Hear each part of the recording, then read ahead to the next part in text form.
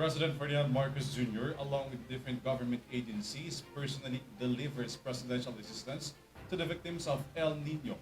This is part of the whole of government approach of Marcos administration to relieve the sufferings of Filipino. More details from Vanessa Cleophas.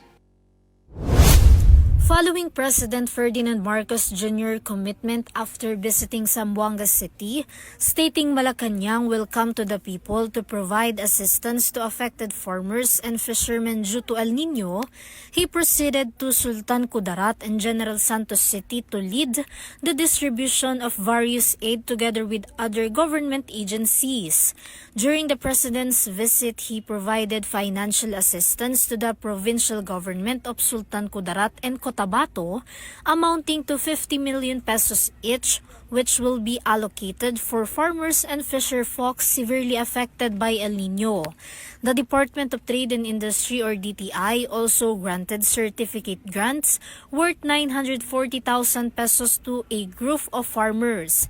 Additionally, 21 livelihoods toolkits and allowances were provided by DTI to scholars. Furthermore, the Office of House Speaker Martin Romualdez distributed 5 kilograms of rice to each residence in Sultan Kudarat. After distributing necessary aid in Sultan Kudarat, the President proceeded to General Santos City where 30 selected beneficiaries received 10,000 pesos each. Presidential assistance also included 10 million pesos for Gensan, 50 million for the provincial government of South Cotabato and for the provincial government of Sarangani. Ito ang pakay ko ngayon dito sa inyo. Hindi lang maghahatid ng tulong pero magbibigay ng pangako. Nakasama nyo ang pamahalaan sa paglaban sa masamang epektong dulot ng El Nino.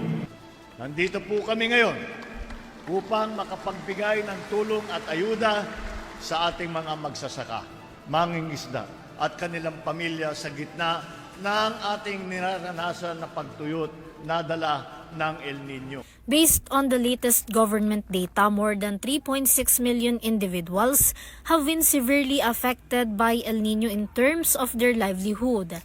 Additionally, losses in the agricultural sector have amounted 5.9 billion pesos. In Zamboanga, over 3,000 hectares of land have also been affected by drought. This is Vanessa Cleophas for Your TV News.